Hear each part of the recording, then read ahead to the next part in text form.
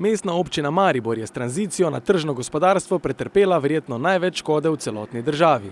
Nekoč glavno industrijsko področje Slovenije je začelo propadati in v 90-ih letih prejšnjega stoletja smo bili priča obdobju stečajev največjih mariborskih podjetij. Zdaj pa se slovensko gospodarstvo zopet pobira, kar čuti tudi mariborska regija. Primerjava podatkov v tem obdobju, torej v zadnjih 4 letih, pokaže, da se je število delovno aktivnih oseb v mestni občini Maribor, torej katerih kraj dela je v mestni občini Maribor, povečal za 3831 oseb. Torej, v tem raziskovanju o delovno aktivnem prebivalstvu spremljamo osebe, delovno aktivne osebe, bodisi po kraju dela ali po kraju pač njihovega prebivališča. Konkretno v tem primeru govoriva o kraju dela, torej se je pač toliko oseb v tem obdobju, v teh zadnjih 4 letih, dodatno zaposlilo ali samozaposlilo. V Mariboru se je torej od oktobra 2013 do oktobra 2017 zaposlilo skoraj 3800 oseb.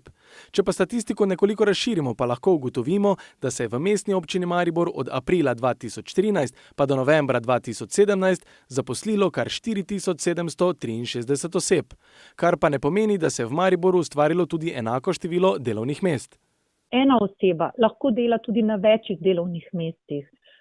V raziskovanju o delovno aktivnem prebivalstvu pa vsako osebo pač preštejemo oziroma pogledamo samo enkrat glede na njihovo primarno oziroma pretežno zaposlitev. Če pomislimo na mariborsko veliko stopnjo brezposelnosti, ki je v nekem obdobju celo presegala slovensko povprečje za 10%, statistika napoveduje boljše čase. Ukrepi aktivne politike zaposlovanja zagotovo omogočamo tako starejšim, kot tudi mladim, ki so dalj časa odmaknjeni iz trga dela, da se ponovno aktivirajo, ponovno vrnejo na delo. Statistika govori tudi v prid županu, ki je občanom v času svojega mandata obljubil 5000 delovnih mest. Ne bi imeli tako jasno postavljenih ciljev, potem bi tudi recimo ne bi razvili tako intenzivne politike razvoja ali pa podpore gospodarstvu.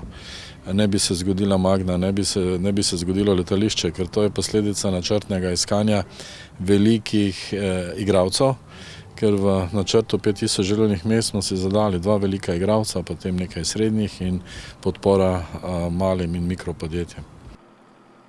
Če torej povzamemo in županu nekoliko pogledamo pod prste, mu do obljube manjka še 300 delovnih mest, če štejemo njegova oba mandata. Če se osredotočimo na drugega, pa mu do izpolnitve obljube manjka še približno 1700 delovnih mest. Zgodbo bomo spremljali še naprej, predvsem zaradi napovedanega prihoda nekaterih večjih gospodarskih investitorjev.